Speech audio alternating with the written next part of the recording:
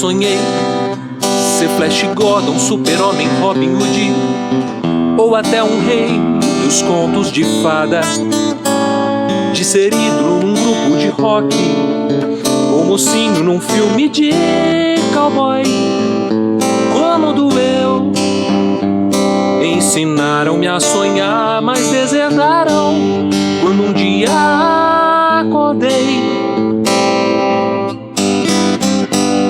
e descobri que moro num país da América do Sul, cheio de super-homens voando e bebendo, de boteco em boteco, e os ídolos seduzem as meninas, e os mocinhos bandidos se matando nas esquinas.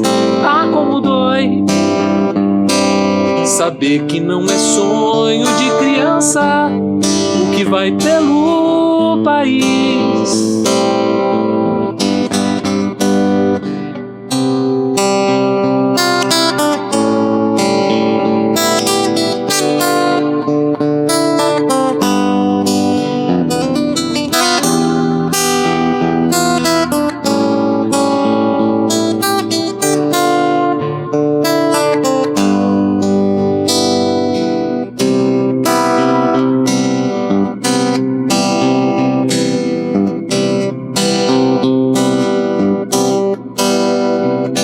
Sei que um dia o rei Jesus vai voltar para buscar o seu povo, e os que foram lavados no seu sangue vão com ele nas nuvens se encontrar.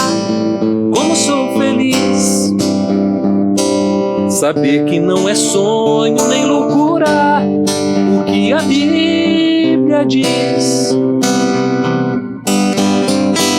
Mas sei que um dia o rei Jesus vai voltar para buscar o seu povo, e os que foram lavados no seu sangue vão com ele nas nuvens se encontrar. Como sou feliz saber que não é sonho nem loucura o que a Bíblia diz. Como sou feliz saber que não é sonho nem loucura o que a Bíblia diz.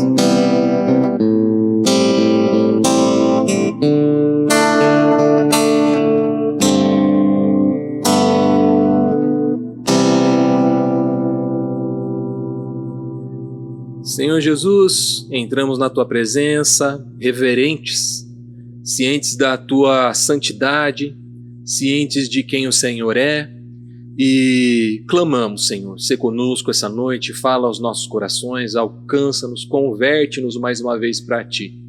Enche-nos de Ti, do Teu Espírito, capacita-nos, Senhor, para falar, para ouvir, para compreender e nos aprofundar mais e mais no fim dessa série que nós estamos concluindo hoje sobre Mateus 10. Capacita-nos e instrui-nos, Senhor, na Sua palavra. É o que nós te pedimos no nome de Jesus. Amém. Não sei quantos conhecem essa canção. Essa canção se chama Hoje Sou Feliz. É uma música do Rebanhão. Foi escrita pelo Janires e lançada em 83 no segundo álbum do Rebanhão. O álbum chama Luz do Mundo. O primeiro era Mais Doce do que o Mel, foi o primeiro disco, que tem Baião, outras músicas muito famosas também. Essa música está no segundo disco, Luz do Mundo. Várias músicas desse disco fazem também, como em algumas das músicas que nós mencionamos aqui, várias músicas desse disco, pelo seu contexto histórico, fazem críticas ao regime militar. E esse mesmo sendo um disco cristão, é curioso isso. Tem uma música que se chama Casa no Céu, em que ele diz assim: lá não terá vizinho reclamando do aumento da gasolina, falando do céu.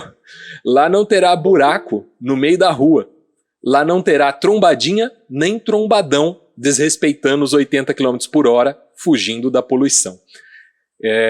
O Janires, ele tinha uma característica de ser muito sarcástico, muito irônico nas suas letras, e ele tem uma poética muito diferente, né? Uma forma de compor, uma forma de colocar as palavras muito diferente, e isso foi muito ousado para o seu tempo.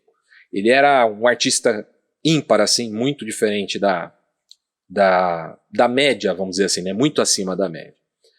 E ele não era um artista cristão acima da média, ele era um artista, como artista ele era acima da média e por acaso ele era cristão, né? Por acaso, aprove a Deus que ele conhecesse a Jesus e falasse nas suas músicas acerca de Jesus.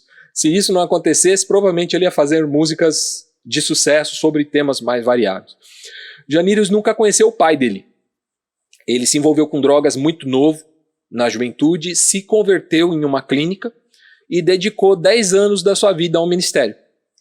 Ele faleceu em 88, com 34 anos de idade apenas.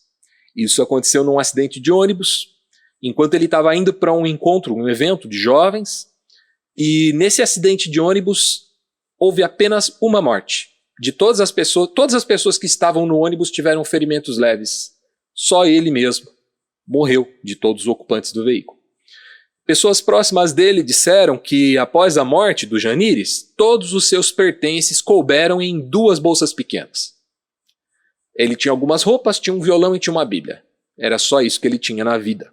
Todo o dinheiro que ele ganhava, e ele ganhava um bom dinheiro com música e tocando em eventos e vendendo discos, mas todo o dinheiro que chegava à mão dele rapidamente ia parar na mão de alguém que estivesse passando por alguma necessidade. O Janírus também nunca casou.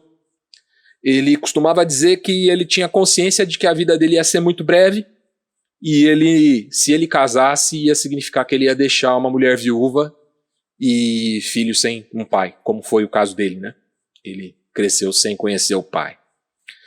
O estilo de vida dele era muito diferente, como dá para perceber, mas ele influenciou muitos jovens cristãos dessa geração dos anos 80, e causou furor, por outro lado, nos pastores, né? Eu me lembro de pastores queimando discos, quebrando discos, no púlpito ou em encontros de jovens, em acampamentos, queimando os discos do Rebanhão, dizendo que aquilo ali não era cristianismo e tudo mais. Essa música que eu cantei, Hoje Sou Feliz, ela é uma música que dá pra gente dividir ela claramente em 3 partes, que são as 3 estrofes da música, né? Na primeira estrofe, ele fala dos sonhos utópicos de uma criança, de ser um herói. Perdão.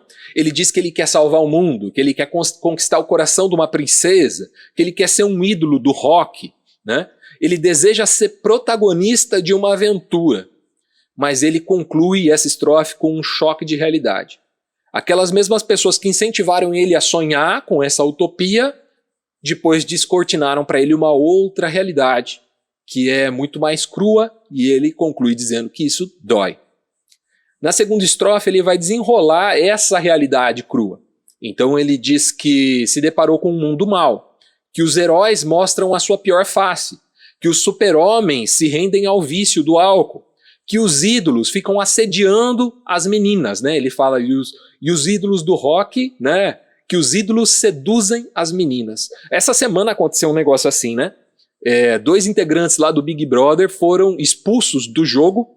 Cara, eu penso nisso. Num programa da Rede Globo, 2 pessoas foram expulsas porque assediaram outros participantes, né? A gente acha que a TV é muito permissiva, né? Então, que tipo de mentalidade que está na cabeça de uma pessoa que vai assediar alguém num programa de TV, né? Então, se a TV é muito permissiva, nesse caso ela agiu como se deve, né? De uma forma severa com aquelas pessoas que estavam assediando ali.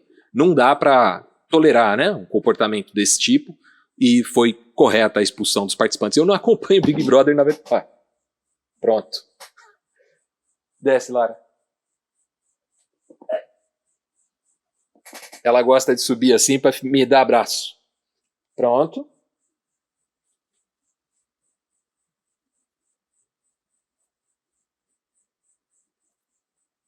Agora desce. Pronto. Vamos descer?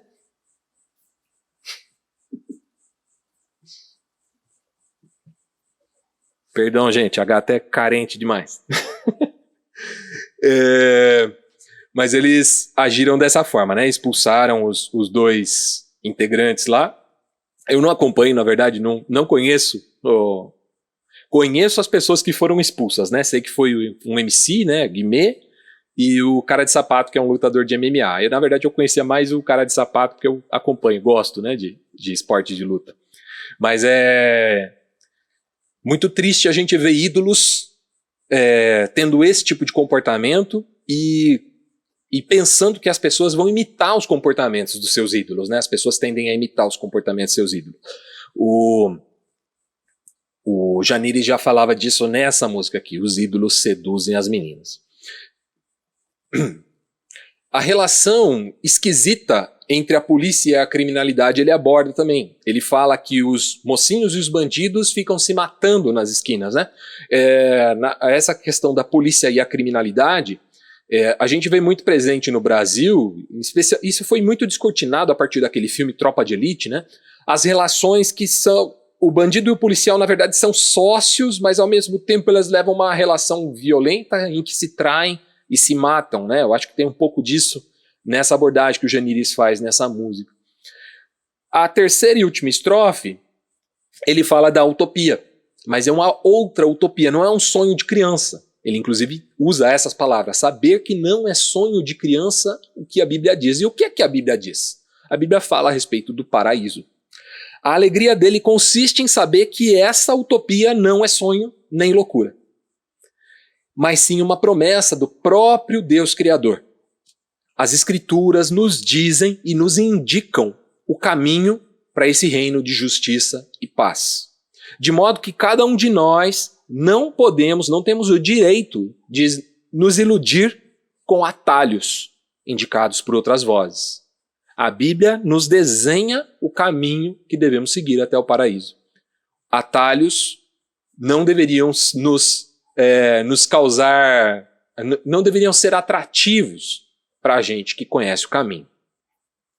Quando Jesus enviou os seus discípulos, no texto que a gente vai ler hoje, ele foi bastante direto com relação ao mundo que os esperava. Ovelhas no meio de lobos, a gente já falou disso aqui. A gente já falou que eles seriam odiados por todos. Fala de perseguição, fala de prisão e fala inclusive de morte. Mas espera, Jesus não era para ser o príncipe da paz? Lembra? Que no seu nome será maravilhoso, conselheiro, Deus forte, Pai da eternidade, príncipe da paz. Como é que Jesus fala acerca de um mundo violento que nos espera? Vamos lá ver. O texto de hoje está Mateus 10, né? É o último trecho que nós vamos ler de Mateus 10, do 34 até o 42. Jesus disse assim: não imaginem que eu vim trazer paz à terra. Não vim trazer paz, mas a espada. Vim pôr o homem contra o seu pai, a filha contra a sua mãe, e a nora contra a sua sogra. Seus inimigos estarão em sua própria casa. Quem ama o seu pai ou a sua mãe mais do que a mim não é digno de mim. E quem ama seu filho ou sua filha mais do que a mim não é digno de mim. Quem se recusa a tomar a cruz e me seguir não é digno de mim. Quem se apegar à própria vida a perderá. Mas quem abrir mão de sua vida por minha causa a encontrará. Quem recebe vocês, recebe a mim. E quem recebe, também recebe aquele que me enviou. Quem recebe vocês, recebe a mim.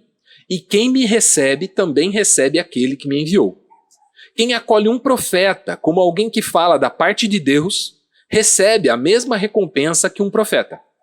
E quem acolhe um justo por causa de sua justiça, recebe uma recompensa igual a dele. Se alguém der um copo d'água fria, que seja ao menor dos meus seguidores, certamente não perderá a sua recompensa. Indo para o início do texto, a gente chega na parte mais crítica, talvez, né? Que é quando Jesus fala que ele não veio trazer paz, mas sim espada ou guerra, né? A paz e a espada. Jesus é o príncipe da paz, certo? Eu acabei de citar aqui de cabeça Isaías 9,6, né? Em que ele diz que o seu nome será príncipe da paz. A profecia acerca de quem seria o Messias, o prometido. Mas acontece que a paz que ele oferece é uma paz diferente. Em João 14, 27, Jesus vai dizer isso. Minha paz vos dou, e não a dou como o mundo a dá. Então, a paz que Jesus dá não é a mesma paz do mundo. Então, quando Jesus fala que eu não vim trazer paz, ele está falando de um tipo de paz. Quando Isaías diz que ele seria o príncipe da paz, ele está falando de outro tipo de paz. Então, existe uma paz que Jesus traz e existe um tipo de paz que Jesus não traz. E quais são esses dois tipos de paz? A paz que Jesus veio trazer é o Shalom de Deus. Eu sempre cito o Shalom de Deus porque a gente usa isso para nos cumprimentar, né? A gente diz a paz do Senhor. A gente costuma, né? Aprendeu assim culturalmente dizer a paz do Senhor. Esse texto, inclusive, vai dizer que a gente deve falar isso para quem não é crente, para quem não é cristão. Chegar na casa e dizer que a paz seja sobre esta casa, né? Então, talvez seja algo para a gente exercitar. Mas a paz que Jesus veio trazer é essa, é o Shalom de Deus. É plenitude, é equilíbrio, é confiança no cuidado de Deus. Muitos traduzem essa paz de Deus, o Shalom de Deus, como prosperidade. Mas também a gente tem que tomar cuidado com esse termo prosperidade, porque o Shalom de Deus não tem nada a ver com dinheiro. Tem a ver sim com um coração apaziguado, um coração que foi pacificado, né? Jesus também diz em outro texto que a gente leu algumas semanas atrás, que bem-aventurados são os pacificadores, porque eles serão chamados filhos de Deus. Jesus é um pacificador, nesse sentido, de pacificar o coração. Agora, qual que é a paz que Jesus não veio trazer? É a paz do comodismo, é a paz do conforto financeiro, é a paz do poder humano que se coloca sobre o outro e manda nele. A certeza, as convicções. Essas coisas nunca foram prometidas por Deus. E você não vai encontrá-las no discurso de Jesus. Marcos 10, 43, Jesus diz aos seus discípulos, eles estavam disputando quem seria o maior no reino, já que Jesus havia acabado de dizer, a gente está indo para Jerusalém e agora a coisa vai funcionar, a coisa vai desenrolar. Ele ia ser crucificado, né?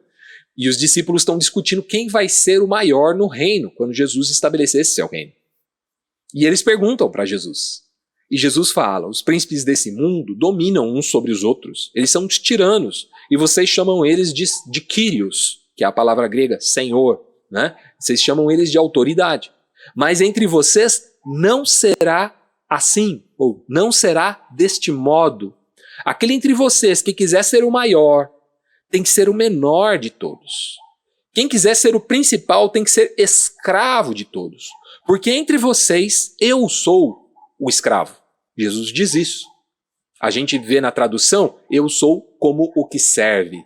Mas servo aí não é servo no sentido de funcionário não, tá? É servo no sentido de escravo mesmo. Era alguém que não tinha liberdade nenhuma. Jesus se coloca nessa condição. Segundo ponto que esse texto vai trazer para a gente é a questão do preço. Seguir a Jesus não é um passeio no parque. Exige diligência.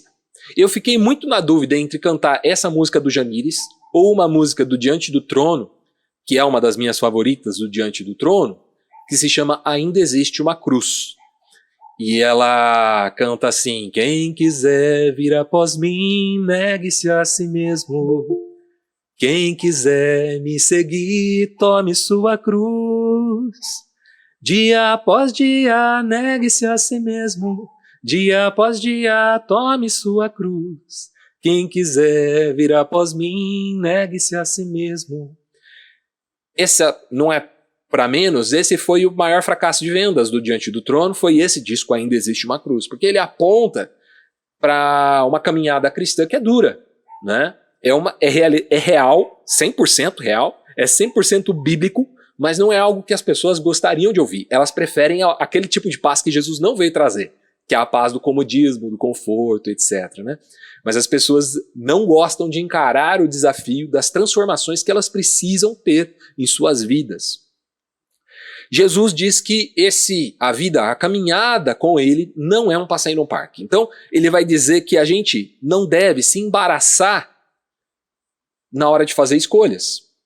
Olha só, quando ele diz aqui que quem amar o seu pai, sua mãe, seus filhos mais do que a mim não é digno de mim, Jesus está falando a mesma coisa que o apóstolo Paulo disse ali para Timóteo, em 2 Timóteo 2,3, em que ele diz que aquele que é arregimentado para a guerra não se embaraça com as coisas dessa vida. Então, não quer dizer que a gente vai ter que discutir com os pais agora, né? Discutir com os filhos, brigar com todo mundo, não. É que num momento de encruzilhada entre Jesus e qualquer outra pessoa, quem é digno de Jesus vai escolher Jesus, né? É isso que ele está dizendo, existe um preço, e um preço de renúncia. Nesse caso aqui, muito provavelmente, ele estava falando que, no seu contexto familiar, para um judeu, se ele aderisse ao chamado de Jesus, aquilo significaria que ele seria renegado por sua família. Não sei se vocês já tiveram algum conhecido, já tiveram algum amigo ou algum de vocês já esteve fazendo missões em países islâmicos. Isso é muito comum. Nos países islâmicos, quem se converte não tem mais família. Converteu a Cristo, não tem mais família.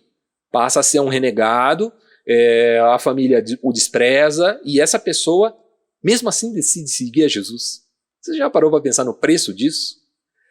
Alguns anos atrás, teve um grupo, né, de cristãos coptas, que foram mortos. E os vídeos da morte, né, do assassinato desses cristãos coptas, rodou muito no YouTube. Eles usavam os macacões laranjas assim, e eram mortos pelo pessoal do Estado Islâmico. Eles prendiam eles numas gaiolas e colocavam no mar até a maré subir. Ou então mergulhavam aquela gaiola dentro da água e deixavam ali meia hora. E depois puxava com as pessoas mortas. Eu vi entrevista de algumas pessoas sobre esse tema, pessoas que são cristãos coptas. Uma dessas entrevistas era a mãe de um desses mártires. E essa mulher falava no velório do filho. Ela dizia: Deus nos deu a honra.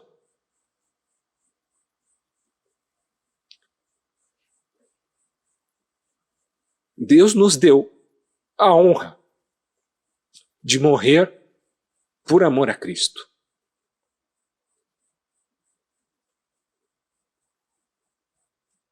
Eu não sei se eu diria isso no velório se a minha filha morresse por amor a Jesus.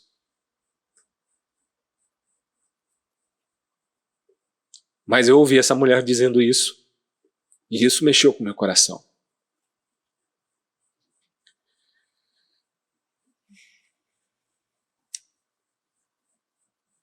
Imagine o tumulto que se faz no coração de uma pessoa que vive debaixo de um estado tão opressor, uma autoridade tão opressora ao ponto de matar, porque alguém serve a Jesus. Esse foi o caso dos primeiros discípulos, né? Foram perseguidos por Roma por muito tempo e eram renegados dentro da própria casa. Jesus afirma aqui que eles teriam que fazer escolhas, né? E eles não deveriam se embaraçar, se perder no meio dessas escolhas. Então ele dá logo a real, né?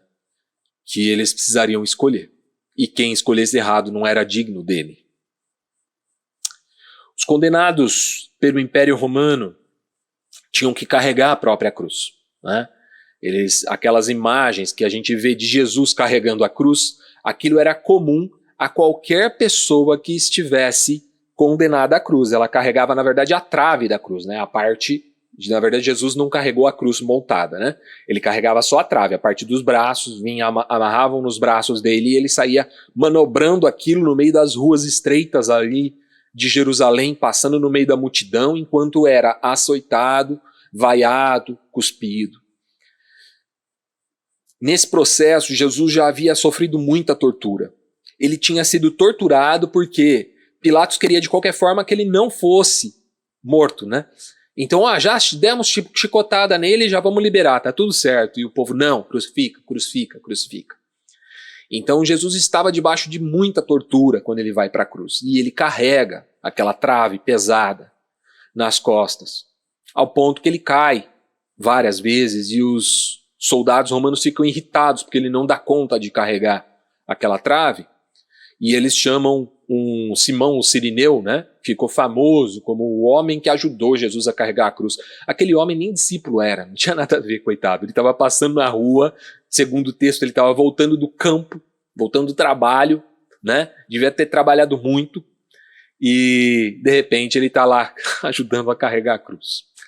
Mas Jesus faz, nesse texto que a gente leu, esse desafio. Ele diz que nós devemos carregar a cruz todos os dias. E se nós não fizermos isso, nós não somos dignos dele.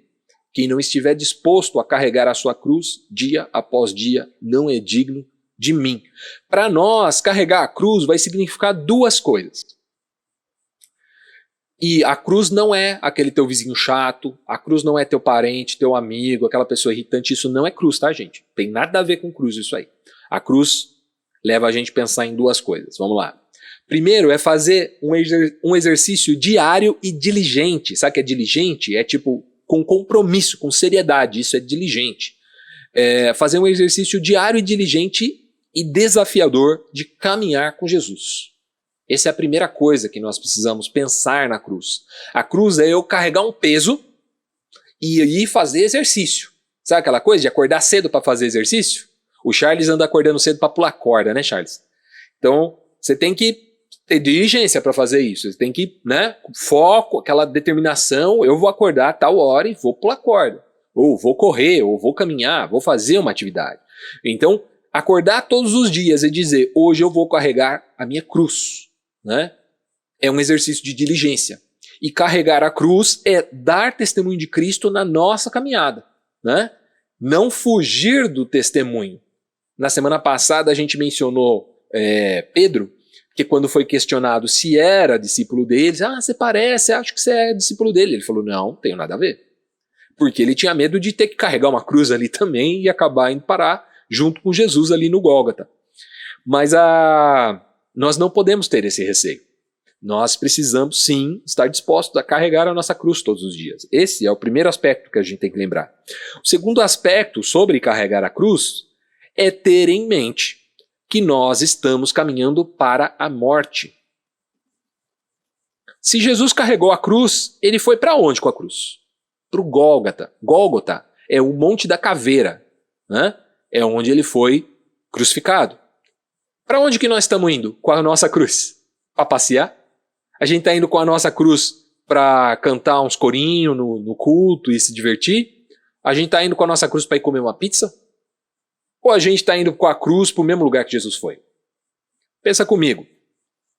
Se Jesus levou a sua vida indo para a cruz, desde o dia em que ele nasceu, ele estava encaminhando a sua vida para essa finalidade, para ir para a cruz. Quem segue a Jesus está indo para onde? Qual que deveria ser a nossa expectativa de vida assim? A gente deveria ansiar por um status, por ter alguma coisa, por conquistar muita coisa? Talvez a gente esteja seguindo a pessoa errada, né? Satanás fez essa proposta para Jesus. Falou, só você se ajoelhar, me adorar, tá tudo resolvido. Um atalho, né? Como os atalhos para aquela utopia lá da música do Janires não funcionam, aqui também. Satanás desenhou um atalho para Jesus. E Jesus não aceitou, né? Ele resistiu a todas essas tentações do diabo. Muitas vezes nós cedemos a essas tentações do diabo porque nós não queremos carregar nossa cruz. E encarar a realidade dessa cruz, que é o destino que nos está reservado, é o mesmo de Jesus. Nós estamos aqui caminhando para a cruz. Nós estamos aqui caminhando para a morte. Para morrermos assim como Jesus morreu. Gálatas 2:20, já estou crucificado com Cristo. Agora não vivo mais eu, mas Cristo vive em mim. A vida que hoje vivo pela fé.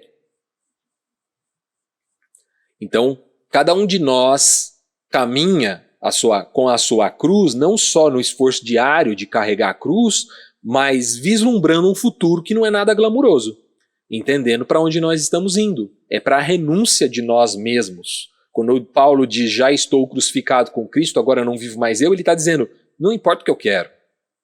Viu? Não importa meus projetos, meus planos, nada disso importa. O que importa é Cristo. O que importa é Cristo. João Batista, né? Que ele cresça e eu diminua. Bom, indo aqui para os finalmente, a terceira etapa desse texto, fala do privilégio. Ah, tá, então não acaba na cruz. Sim, a nossa vida acaba na cruz, assim como a de Cristo acaba na cruz. Porém, existe algo que vem depois da cruz. Olha só, existe uma recompensa. Jesus se humilhou até a morte, certo? E Filipenses 2, lá, que conta a kenosis, o esvaziamento de Jesus, fala que ele, sendo Deus, não julgou usurpação ser igual a Deus, mas se esvaziou, tomando forma de homem, de servo, e foi crucificado e morto. Olha a decadência, a queda livre. Por isso também Deus o Pai o exaltou e lhe deu um nome acima de todo nome, para que ao nome de Jesus se dobre todo o joelho que há no céu, na terra e debaixo da terra, e toda a língua confesse que Jesus Cristo é o Senhor, para a glória de Deus Pai. A palavra Senhor aí é a mesma que eu falei lá atrás, Kyrios. Kyrios é Senhor no sentido de dono, proprietário. O Kyrios era César. Quando Paulo escreve aos Filipenses dizendo que Jesus é o Kyrios, ele está dizendo, existe uma outra autoridade, existe um outro Senhor, não é o César, é um outro. E ele vai dizer que o Pai deu a autoridade de Senhor para Jesus sobre toda a terra, não só sobre o Império Romano, sobre toda a terra. Então existe uma recompensa. O que nos aguarda após a cruz é a ressurreição. Colaborar com a missão de Deus na terra é, antes de mais nada, um privilégio. Nós temos o privilégio, como aquela mãe copta fala do seu filho. Deus nos deu o privilégio de morrer por amor a Cristo. Jesus disse que a gente receberia 100 vezes daquilo que renunciássemos aqui. E ainda no porvir, a vida eterna. Lembra, esse episódio acontece quando aquele jovem rico pergunta para Jesus o que faz para ter vida eterna e tudo mais. Acontece toda a história que vocês já conhecem. No fim dessa história, um dos discípulos perguntam para Jesus, essa palavra é muito dura, quem pode recebê-la? Jesus diz, para o homem é impossível, mas para Deus não existe impossível.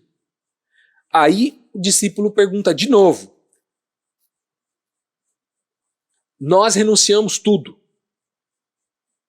porque Jesus vai dizer que é difícil para o rico entrar no reino do céu, né? Esse discípulo fala, nós renunciamos tudo para te seguir.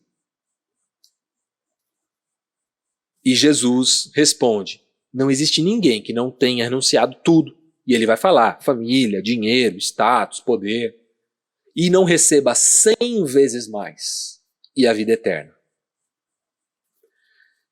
Eu acho que receber 100 vezes mais amigos, família, tem a ver com fazer parte da comunidade de Deus, né? Cada um de nós aqui não tem só a casa que mora, concorda? Se eu for lá para Corumbaíba, eu acho que eu tenho onde eu ficar, né? eu dou um jeito lá de ter onde ficar. Se eu for para Olinda, eu tenho onde ficar. Então, é por isso que nós temos 100 vezes mais e não por vir a vida eterna, porque nós temos uma família muito ampla, né? Esse é parte desse privilégio, né, de fazer parte da família de Deus, é nós termos acesso a irmãos e irmãs que nos sustentam, cuidam da nossa vida, nos guardam. E essa rede de contatos é muito poderosa. E no porvir, a vida eterna. Então, é um privilégio muito grande, há uma recompensa muito grande. Aquele outro texto que eu citei antes, de quem é arregimentado não se embaraçar com os negócios dessa vida, lá em 2 Timóteo, também cabe aqui. Porque aquele que corre no estádio, corre para alcançar um prêmio. Corram de tal maneira que vocês alcancem esse prêmio, né? Então essa ideia de uma recompensa e um privilégio no porvir está presente em todo esse discurso. Então Jesus não nos prometeu que o nosso bolso seria pacificado, né? teríamos prosperidade financeira, que teríamos tudo que nós precisamos, que a gente poderia simplesmente descansar e tudo viria de mão beijada. Ele não nos prometeu uma paz de comodismo, mas ele prometeu o shalom de Deus, plenitude, equilíbrio, né? Que, como eu já disse ali atrás, não, tem menos a ver com dinheiro e mais a ver com um coração apaziguado, um coração pacificado. Indo para a conclusão, e depois a pergunta que eu gostaria que a gente discutisse em cima dela, eu queria muito que cada um de nós se sentisse desafiado a se engajar nesse projeto aqui. Não importa o quanto você sabe de Bíblia, nem o quanto você é jovem, o quanto você é velho. Não importa sua condição social. Não importa se você é homem, mulher. Nós somos a Igreja de Cristo. Nós somos uma nação de reis e rainhas, de sacerdotes e sacerdotisas. Deus nos chamou e nos enviou para que a gente praticasse boas obras a fim de que as pessoas vejam e agradeçam a Deus por isso, ou glorifiquem ao Pai por meio dessas boas obras. Você pode e deve aprender mais, claro, sem dúvida. Mas o que você tem hoje já é aquilo que muita gente ainda não tem. E precisa de você para ter. Olha só. Então, ao fim dessa série de mensagens, eu queria muito que a gente trouxesse isso para o coração. Deus nos comissionou. Cada um de nós aqui que está presente nessa reunião foi comissionado, foi orientado por Jesus, enviado por Jesus ao mundo, para que brilhe a sua luz diante desse mundo caído. Você vai falar, mas eu tenho tão pouco. Tem gente que não tem nem esse pouco. Então bora compartilhar esse pouco. Né? Aí eu só sei que Deus é bom. Tá, então diga, Deus é bom. Né? Às vezes é isso que as pessoas precisam. A mulher samaritana na beira do poço de Jacó evangelizou uma cidade com uma frase. Eu encontrei um homem, ele está dizendo tudo que eu tenho vivido. Será que ele não é o Messias? Foi essa a frase. E ela evangelizou uma cidade. Então, muitas vezes basta termos um pouquinho mais de ousadia no falar, né? E estarmos prontos, não temermos. Tudo isso que a gente veio falando todas essas semanas, né? Não ter medo daquele que pode matar o corpo. Entender que nós estamos sim num mundo caído, mas estamos aqui em missão, não estamos aqui a passeio. Temos uma finalidade clara aqui nesse mundo.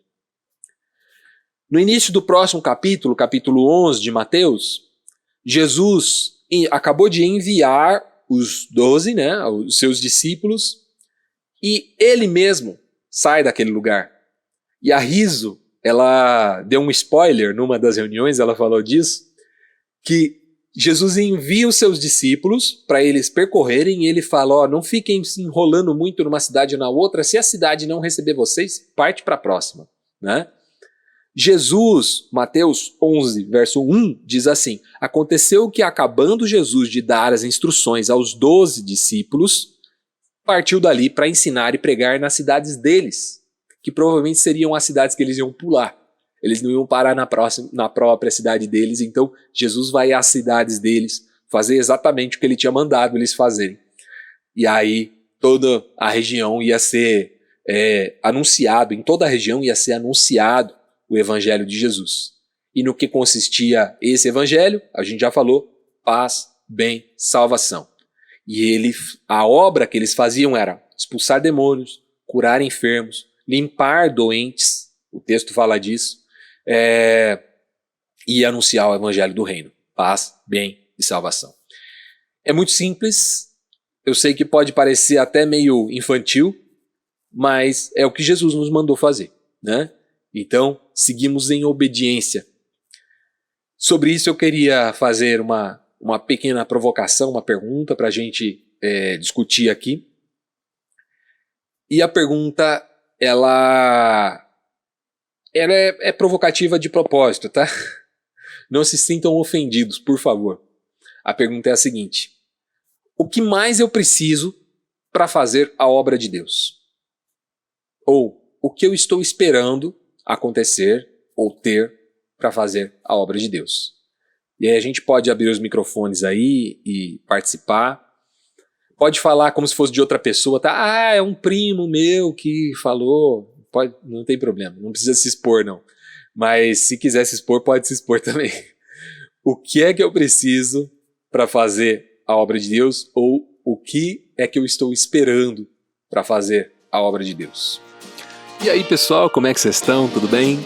Primeiramente, obrigado, porque se você chegou até esse vídeo é porque você assistiu a mensagem inteira e você viu que eu termino ela fazendo uma provocação e alguma pergunta. Então, no final dessa reunião, a gente tem aí um papo que vai muito mais longe, né? Se você quer participar dessa conversa também, a principal forma é você comentando aqui embaixo. Você pode responder a pergunta que eu fiz, a provocação que eu fiz e desenvolver também uma conversa aqui. Agora, se você gostaria de participar dessa conversa ao vivo, você deve acessar o link igrejapresente.com/reunião. Através desse link, você vai ter acesso a um formulário em que você preenche alguns dados. É muito simples, pessoal. Você vai responder essas perguntas para que eu possa gerar um link para você participar da reunião com a gente ao vivo. Essas reuniões acontecem todos os sábados às 20 horas através da plataforma Zoom. Enquanto isso, você pode ter acesso através desse link aqui à nossa playlist com todas as reuniões da Igreja Presente e neste link aqui se inscrever no nosso canal. Eu recomendo que primeiro você se inscreva no canal e depois acesse as nossas reuniões. Beleza? Tchau, tchau.